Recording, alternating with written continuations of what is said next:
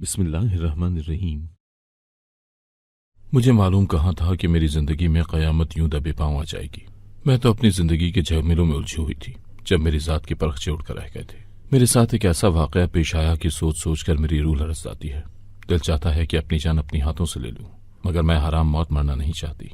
मुझे मालूम है मेरे साथ जो कुछ भी हुआ उसमें सारा कसूर मेरा ही है। दुनिया वाले जब मुझ पर रहम खाते हैं और दूसरों को मौरूद इल्जाम ठहराते हैं तो मैं भी दूसरों को ही बुरे अलकाबात से नवाजती हूँ। मेरी जिंदगी की कहानी ऐसी है जिसे सुनकर या तो आप मुझसे शदीद नफरत करने लगेंगे या फिर मुझ पर रहम खाने लगेंगे। मैं अपनी जिंदगी का किस्सा आप सबको सबसे भयानक बात से सुनाना शुरू करती हूँ। मैं घर के कामकाज में मसरूफ थी जब मोहल्लेदार औरत बशीरा हाँपती हुई मेरे घर आई थी। वो कहने लगी, जमीला तू यहाँ घर के कामकाज कर रही है जबकि वहाँ खेतों में तेरी बेटी पर कयामत बीत गई और तुझे खबर तक न हुई। कैसी माँ है तू? पूरा गांव खेतों में जमा है। मेरे हाथ से झाड़ू छूट कर नीचे गिर गया था। मैंने खुद से सवाल किया था, जमीला कैसी माँ है तू? मुझे अपने जूते की भी खबर नहीं थी। नंगे पांव भागती हुई मैं खेतों की जानिब बढ़ने लगी थी। साथ ही साथ खुद से सवाल करती जा रही थी कि कैसी माँ है तू, कैसी माँ है तू? झाड़ू देते हुए मेरे हाथ क्यों न कांपे? मेरे दिल की धड़कन तेज नहीं हुई तो कम से कम थम ही जाती। मैंने तो सुन रखा था कि जब औलाद पर कोई मुसीबत आती है तो कब्र में भी पड़ी माँ की रूह तड़प जाती है। तो फिर मुझे कुछ बुरा होने का एहसास क्यों न हुआ? जमीला तू माँ है भी या नहीं?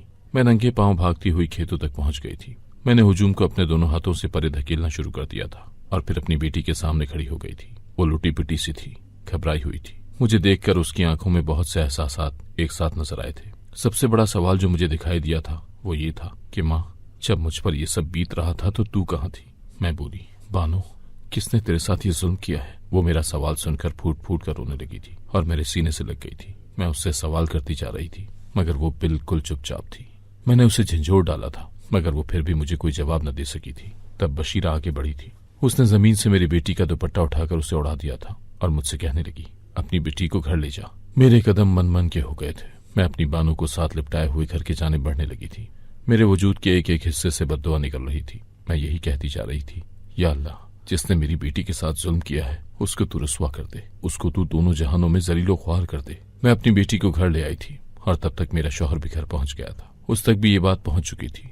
वह हक्का बक्का सा था। कहने लगा, मेरी तो किसी के साथ कोई दुश्मनी भी नहीं थी, फिर मेरी भोली भाली बेटी के साथ ये सब कैसे हो गया? मैं बोली, अमजद लोग ये सब दुश्मनी में नहीं करते, अपने मफाद की खातिर करते हैं। मेरी बेटी चारपाई पर बैठी कांप रही थी। फिर अचानक से दरवाजा खुला और मेरी सास दौड़ती हुई घर के अंदर दाखिल हो गई थी। वो आज दूसरे गांव अपनी बेटी से मिलने गई हुई थी।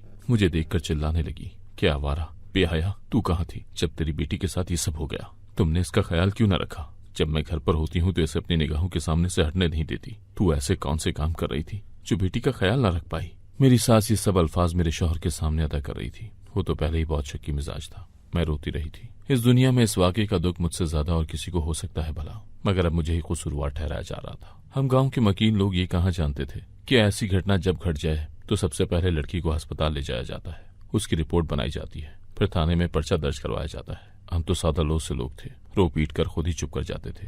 खैर मैंने अपने शौहर से कहा कि तुम सुबह ये वाकया पंचायत के सामने लेकर जाना। उसने हामी भर ली थी।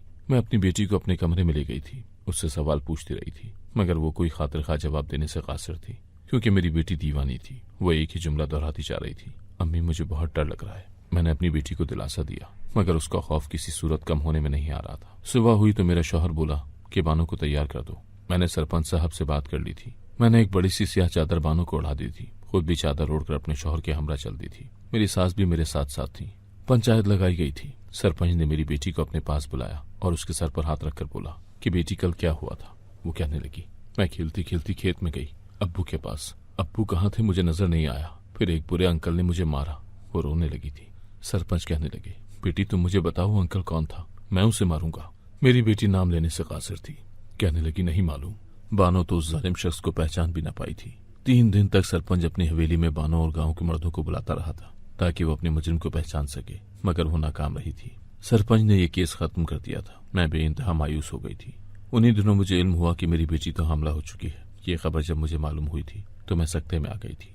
ये क्यों हो गया था? मेरी बेटी तो पागल थी। वो तो अपने वजूद को संभाल नहीं सकती थी, और फिर ये बच्चा। मैंने ये बात अपनी सास से छुपा ली थी। मेरी सास मुझसे बहुत ज्यादा नफरत करती थी। मुझे यही डर था कि जब उसे ये सब मालूम होगा तो वो क्या करेगी, मगर वही हुआ जो नहीं होना चाहिए था। दाई वापस जाते हुए मेरी सास को बता गई थी कि तेरी पोती हामला है। ये खबर सुनकर मेरी सास किसी सांड की तरह मुझ पर पिल पड़ी थी। उसने आते ही मुझे मारना पीटना शुरू कर दिया था। मेरे शौहर के सामने भी उसने खूब हंगामा मचाया था। वो यही कहती जा रही थी कि मुझे बताओ तुमने अपनी बेटी का ख्याल क्यों ना रखा। और फिर मेरे शौहर से कहने लगी, अमजद तुम अभी के अभी इसको तलाक देकर घर से निकाल दो, ये कमबख्त औरत घर में रहने के लायक ही नहीं है। मेरे शौहर ने अपनी माँ के आगे हाथ जोड़ दिए थे और बोला, अम्मी खुदा के वास्ते मेरी जान छोड़ दें। मैं इस वक्त जिस अजियत से गुजर रहा हूँ इसके मुतालिक कोई सोच भी नहीं सकता। मैं मानता हूँ कि बानो दीवानी है, पागल है, मगर है तो मेरी बेटी ही ना, है तो मेरी इज्जत ही ना। मैं सच बता रहा हूँ कि अगर घर के यही हालात रहे तो मैं छत से कूदकर जान दे दूंगा। मेरी सास अपने इकलौते बेटे से बेइंतहा मोहब्बत करती थी, इसीलिए डर कर चुप कर गई थी। वक्त यूं ही गुजरता गया। एक दिन हमारे घर मोहल्ले के इमाम साहब आए। कहने लगे, मैं अमजद से मिलने आया हूँ। जब से मेरी बेटी के साथ जुल्म हुआ था तब से अमजद सारा सारा दिन घर में ही पड़ा रहता था। वो ना कहीं आता था और ना ही जाता था। अमजद को मैंने जाकर बताया कि मौलवी साहब तुमसे मिलने आए हैं तो वो हैरान हुआ था। कहने लगा, उन्होंने मुझसे क्या कहना है? मैं बोली, इस बात का तो मुझे इल्म नहीं है, मैंने उन्हें सहन में बिठा दिया है, उनसे आकर मिल लो। अमजद ने मेरी बात मान ली थी। वो बाहर आया और मौलवी साहब के सामने मुअद्दिब सा होकर खड़ा हो गया। कहने लगा, जी आपने मुझे याद किया? मौलवी साहब ने अमजद को अपने पास बिठा लिया और कहने लगे, बानो मेरी भी बेटी है। अमजद ने जब ये अल्फाज सुने तो वो फूट फूट कर रोने लगा था। जब से ये वाकया रोनुमा हुआ था मैंने आज अमजद को इस तरह से बिलक बिलक कर रोते हुए देखा था। वो कहने लगा, मौलवी साहब मेरी बच्ची बेगुनाह है, मासूम है, वो तो मुझे ढूंढ रही थी गली कूचों में। मुझे नहीं इल्म किसने मेरी बच्ची की मासूमियत का फायदा उठाया। आप तो अल्लाह वाले हैं ना, आप तो दिन रात अल्लाह के घर की खिदमत करते रहते हैं। आप दुआ करें कि वो शख्स मेरे सामने बेनकाब हो जाए जिसने ये सब किया है। मैं उस हरामजादे को अपने हाथों से कैफरे किरदार तक पहुंचाऊंगा। मैंने महसूस किया था कि अमजद की बात सुनकर मौलवी साहब का रंग मुतगय्यर हो गया था। वो बहुत घबरा गए थे। बड़ी देर तो हमारे घर के सहन में खामोशी छाई रही थी। फिर मौलवी साहब बड़ी देर बाद बोले थे। वो कहने लगे, अमजद जो होना था वो तो हो गया है, हम माजी में हुए वाकये को अपनी जिंदगी से निकाल नहीं सकते। मेरे बेटे मैं तुमसे यही कहने आया हूँ कि इन बातों को पीछे छोड़कर अब आगे का सोचो। अमजद बोला, क्या सोचूं मौलवी साहब? ये कि मैं नाना बनने वाला हूँ, इस बच्चे का नाम मुझे क्या रखना चाहिए? अमजद ने आज अपने दिल के फपोले फोड़ दिए थे। वो हम औरतों से तो कोई बात ही नहीं करता था। उसने कभी ये जाहिर नहीं किया था कि वो इस वक्त किस अजाब से गुजरा है। अमजद के मुंह से ये सब बातें सुनकर मैं शर्मिंदगी के दलदल में धंसती चली जा रही थी। मेरी आंखों से आंसू बहने लगे थे। मौलवी साहब बोले, अमजद मुझे इस बात का इल्म नहीं था कि आपकी बेटी हमला हो चुकी है। मैं तो आज यहाँ सवाली बनकर आया था। मैं चाहता था कि बानो को अपने बेटे वकास की दुल्हन बनाकर अपने घर ले चलूं। मैं उसको इज्जत देना चाहता हूँ। अब जब आपने मुझे ये बात बता दी तो मेरी यही दरखास्त है कि इस बात को जिस कदर मुमकिन हो सके खुफिया रखा जाए। मेरे बेटे को इस बात की भिनक भी न लगे। जब एक बार शादी हो जाएगी तब बात की बाद में देखी जाएगी। मैं बोली, मौलवी साहब मैं आपकी नेकी के इस जज्बे की कदर करती हूँ, मगर मेरी बेटी पागल है, जबकि वकास तो एक पढ़ा लिखा और सुलझा हुआ इंसान है। मुझे इल्म है कि वो शहर से डॉक्टरी की तालीम हासिल करने गया है। वो मेरी बेटी को कैसे कबूल करेगा? उसकी जिंदगी तो रुल कर रह जाएगी। मौलवी साहब के चेहरे पर बेबसी दर आई थी। वो कहने लगे, बेटी मुझे खाली हाथ वापस मत भेजना। मैं बानो का रिश्ता लेने आया हूँ, मुझे ये रिश्ता दे दो। तब मेरी सास बानो को कमरे से बाहर ले आई थी और मौलवी साहब के सामने करके बोली, आज से ये आपकी हुई, बेशक अभी इसका निकाह पढ़वा कर इसे अपने साथ ले जाएं। बानो की नजर जैसे ही मौलवी साहब पर पड़ी वो बेतहाशा घबरा गई थी। वो मेरे सीने से लगकर बिलखने लगी थी और बोली, अम्मी मुझे बचा लो। मौलवी साहब ने जब ये मंजर देखा तो वो भी परेशान हो गए थे, इसलिए जल्दी से उठकर घर से बाहर निकल गए थे। बानो का ये रवैया मेरे लिए हैरानकुन था। जबकि मेरी सास अमजद से बोली, बेटा मैं तो कहती हूँ कि मौलवी साहब को हाँ कह दो। मुझे ये बताओ कि तुमने क्या सोचा है? अमजद बोला, अम्मी मैंने क्या फैसला करना है, मैं तो यही सोचकर हैरान हो रहा हूँ कि कहाँ मौलवी साहब का बेटा और कहाँ मेरी बेटी। ये जोड़ नहीं बनता। फिर मौलवी साहब को ऐसी क्या सूझी कि वो बानो का रिश्ता लेने आ गए। मेरी सास बोली, बेटे ये खुदा तरसी है। मौलवी साहब बहुत ही नेक रूह हैं, वो अल्लाह को राजी करना चाहते हैं, जब तो वो हमारी बानो को बहू बनाकर ले जाना चाहते हैं। मेरी मानो तो हाँ कह दो। अमजद ने मेरी तरफ सवालिया नजरों से देखा था। मैं बोली, अमजद मुझे कुछ अजीब सा महसूस हो रहा है। मेरी सास मुझे गुस्से से देखकर बोली, जब तेरी बेटी पर इतनी बड़ी कयामत बीत रही थी तब तुम्हें अजीब सा महसूस नहीं हुआ था क्या? मैंने बानो का हाथ पकड़ा और उसे अपने साथ कमरे में ले गई थी। मैं बोली, बानो मुझे बताओ तुम मौलवी साहब की जानिब देखकर डर क्यों गई थी? बानो रोने लगी और बोली, अम्मी मुझे बचाओ, मुझे बचाओ। मेरी बच्ची अपनी बात ठीक तरीके से नहीं समझा सकती थी, इसीलिए मैं ही चुप कर गई थी। मगर बानो के इस रवैये ने मुझे चौकन्ना होने पर मजबूर जरूर कर दिया था। उस दिन के बाद से मौलवी साहब हमारे घर नहीं आए थे। वो बाहर ही बाहर से अमजद के साथ मिलते रहते थे और उस रिश्ते के लिए मजबूर करते रहे थे। अमजद ने इस मुतालिक मुझसे कुछ भी नहीं कहा था। एक दिन मेरे शौहर घर आया तो मुझसे बोला, जमीला बानो को जल्दी जल्दी से तैयार कर दो, इसकी बारात आ रही है। मैंने शजदर से निगाहों से अमजद की जानिब देखा था और बोली, किसकी बारात और कैसी बारात? अमजद बोला, मौलवी साहब के बेटे वकास की बारात हमारी बानो के लिए आ रही है। मैं हैरत से बोली, अमजद तुमने मुझसे मशवरा करना भी गवारा नहीं किया? तब अमजद बोला, मैंने अम्मी से पूछ लिया था, उन्हें इस रिश्ते से कोई एतराज नहीं है, इसलिए मैंने सारे मामला तय कर दिए। मैं बोली, अमजद, बानो की माँ मैं हूँ, या आपकी अम्मी? अमजद की आंखों में खून उतर आया था।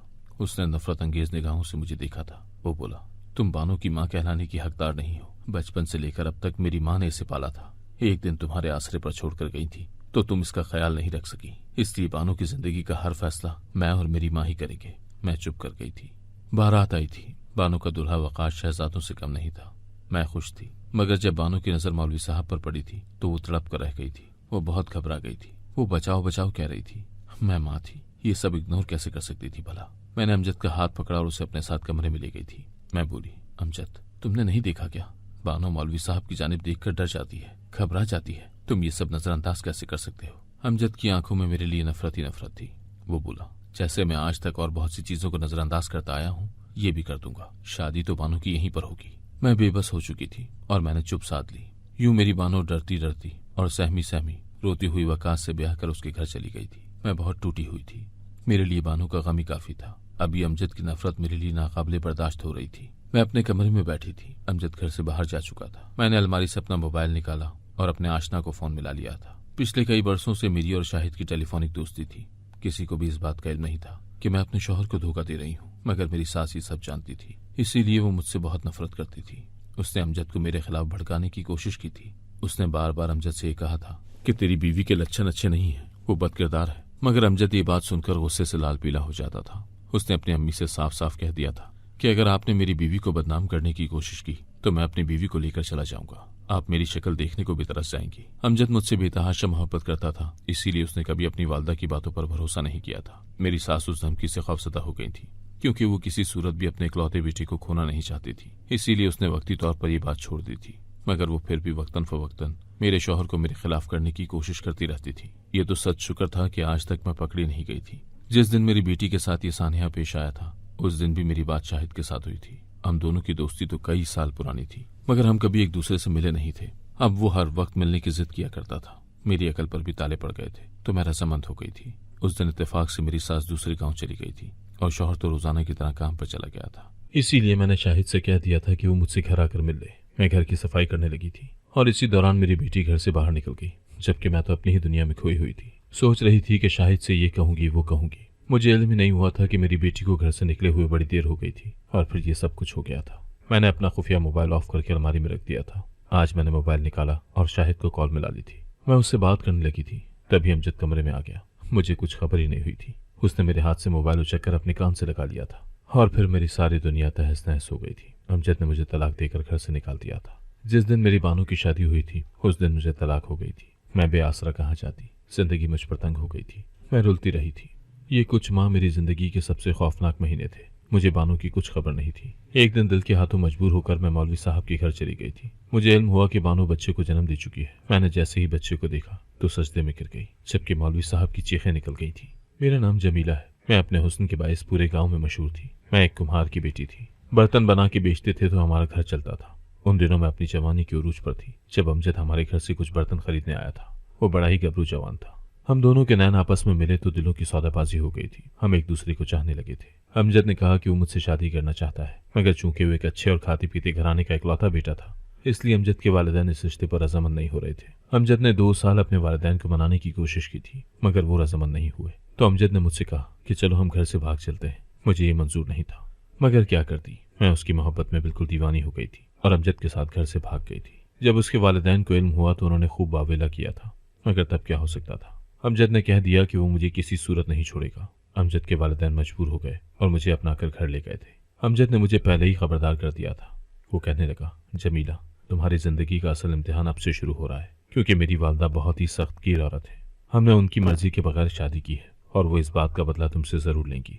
वही हुआ जिसका डर था। मेरी सास ने शादी के अव्वल रोज से ही मुझ पर जिंदगी तंग करना शुरू कर दी थी। उन्होंने मेरे जाते ही घर की सारी मुलाजमाओं को हटा दिया था। उनका घर बहुत बड़ा और वसी था। मैं तो सफाई कर करके ही आदी रह गई थी। फिर किचन की जिम्मेदारी भी मुझ पर ही थी। मेरी सास मुझे हर वक्त काम में लगाए रखती थी और तो और अमजद के साथ बात करने की भी इजाजत नहीं देती थी। रात के वक्त मेरी सास जानबूझकर अपनी तबीयत खराब कर लेती और अमजद को कहती कि मेरे साथ सहन में लेट जाओ। यूं मैं और अमजद कई रोज एक दूसरे की शक्ल देखने को भी तरस जाते थे। फिर यूं हुआ कि अल्लाह ने मुझे उम्मीद दी थी। मेरी सास को जब इस बात का इल्म हुआ तो उसने मुझसे इतनी मुशक्कत कराई कि हमल ज़ाया हो गया। मैं तो टूट कर ही रह गई थी। खैर, दूसरी बार भी मेरी सास डायन बनकर मेरे बच्चे को खा गई थी। फिर तो ये ना खत्म होने वाला सिलसिला चल निकला था। मेरे 5 हमल ज़ाया हो गए थे। मैं तो दुख और सदमे से दीवानी हो गई थी, जबकि मेरी सास ने अमजद से कहना शुरू कर दिया था कि तेरी बीवी बांझ है, ये तुझे बच्चा नहीं दे सकती, इसको तलाक देकर फारिग करो। तब अमजद ने मेरा बहुत साथ दिया था। मेरी शादी को 4 साल बीत चुके थे और ये 4 साल मेरी सास ने मुझ पर हराम कर दिए थे। उन्हीं दिनों में फिर से हामला हो गई। न मुझे पता चला और न ही मेरी सास को। इस तरह मेरा हमल बच गया। जब पेट बाहर को आया तब तक बहुत देर हो चुकी थी। मेरी सास मेरा कुछ भी बिगाड़ न सकी थी। फिर मेरे घर बानो अल्लाह की रहमत बनकर आई थी। वो बहुत ही सेहतमंद बच्ची थी, हट्टी कट्टी थी। मैं बहुत खुश थी, मगर मेरी सास ने मुझसे ये खुशी भी छीन ली थी। उसने पैदाइश के दूसरे दिन ही बानो को मेरी गोद से छीन लिया, ये कहकर कि जमीला को बच्चे पालने का सलीका नहीं है। अमजद बहुत खुश था कि चलो मेरी अम्मी बानो से तो प्यार करती है ना। अमजद को उम्मीद थी कि अब मेरी सास मुझे भी कबूल कर लेंगी। मेरी सास ने मेरा दूध भी छुड़वा दिया था और 1 हफ्ते की बानो को गाय का दूध देने लगी थी, ताकि मैं दूध के बहाने भी अपनी बेटी को छू न सकूं। मेरे 5 हमल ज़ाया हुए थे और अब कहीं जाकर मैं माँ बनी थी। मेरा भी जी चाहता था कि अपनी बेटी को गोद में भरकर प्यार करूं, उसके गाल चूमूं। मैं उसको सारा दिन चुप चुप कर देखती रहती थी। अल्लाह से दुआएं करती थी कि मेरी बेटी मुझसे मिला दे। मैंने अमजद से भी कहा था तो वो हंस दिया करता था और कहता, ये औलाद तुम अम्मी को दे दो, हमें अल्लाह और दे देगा। वो मर्द था, ऐसी बातें कर सकता था। खैर, एक रात मेरी बेटी के रोने की आवाजें आती रही थी। मैं बार बार सास के कमरे का दरवाजा खटखटाती रही थी। वो कहने लगी, बस हल्का सा बुखार है बच्ची को, सुबह तक ठीक हो जाएगी। मगर मुझे कहाँ करार आना था। सारी रात सास के कमरे के बाहर खड़ी रही थी। सुबह बच्ची के हाथ पांव मुड़ गए और उसको झटके आए और वो ज़हनी तौर पर माजूर हो गई। मेरी सास कहने लगी कि इस जमीला ने तो पागल बेटी को जन्म दिया था, जबकि मुझे इल्म था कि मेरी बच्ची बिल्कुल ठीक थी। शादी के 6 साल बाद ही मुझ में और अमजद में दूरी आ गई थी। मेरी बेटी दीवानी हो गई थी। सास बात बेबात हाथ उठाती थी। जिंदगी बहुत ही तंग हो गई थी। एक बार चौधरी का बेटा शाहिद हमारे घर आया था। कहने लगा, आया तो तुम्हारे शौहर के पास था, मगर मैंने सुन रखा है कि तुम्हारी सास तुम पर बहुत जुल्म करती है। मैंने झट से सारा किस्सा शाहिद को बता दिया। उसने अपना मोबाइल नंबर मुझे दे दिया और फिर बोला, सास ने तशद्दुद किया तो मुझे बताना। मैंने सोचा कि चौधरी का बेटा है, शायद मेरी कुछ मदद कर दे, इसीलिए जब भी सास से मार खाती तो शाहिद को फोन करके जरूर बताती। उसने मेरी मदद तो नहीं की थी, मगर उससे बात करके दिल को सुकून मिल जाता था। बाद में पता चला कि शाहिद तो मेरे हुस्न से मुतासिर था, इसीलिए उसने मुझे अपना नंबर दिया था और यूं हम दोनों की दोस्ती हो गई थी। मैंने घर के हालात से तंग आकर शाहिद में सुकून ढूंढना शुरू कर दिया था और फिर इस वजह से मुझे तलाक हो गई थी। मैंने बानो की गोद में बच्चे को देखा तो हैरान रह गई थी, क्योंकि वो तो हूबहू शाहिद जैसा था। मैं फौरन सजदे में गिर गई, क्योंकि बानो की मुजरिम का सुराग मिल गया था। मैं बानो का हाथ पकड़कर उसे चौधरी की हवेली में ले गई थी और वहां बानो ने अपने मुजरिम को पहचान लिया था। शाहिद ने भी इकरार जुर्म कर लिया था। कहने लगा, गया तो मैं जमीला के लिए था, मगर उसकी जवान बेटी को देखकर ईमान डगमगा गया था। यानी मेरी बेटी पर जो मुसीबत आई थी वो उसकी बदकिरदार माँ की वजह से आई थी। मुझे खुद से बेइंतहा नफरत हो गई थी। खैर, चूंकि बानो जहनी तौर पर ठीक नहीं थी, इसीलिए हमने वो बच्चा चौधरियों को ही दे दिया था। मौलवी साहब फूट फूट कर रोते रहे थे, क्योंकि वो कहने लगे, जब चौधरी का बेटा शाहिद बानो को खेतों की जानिब लेकर जा रहा था तब उन्होंने बानो को देख लिया था। बानो ने बचाओ बचाओ भी कहा था, मगर वो उसकी तरफ तवज्जो नहीं दे पाए थे, क्योंकि जमात खड़ी होने का वक्त हो चुका था। इसीलिए वो मस्जिद चले गए थे। बाद में जब उनको इस घटना का इल्म हुआ तो वो बहुत परेशान हुए थे, इसीलिए अपने बेटे की शादी बानो से करती थी। बानो भी शायद मौलवी साहब की जानिब देखकर बचाओ बचाओ इसीलिए कहती थी ताकि हमें इल्म हो जाए कि उसने इनसे भी मदद मांगी थी।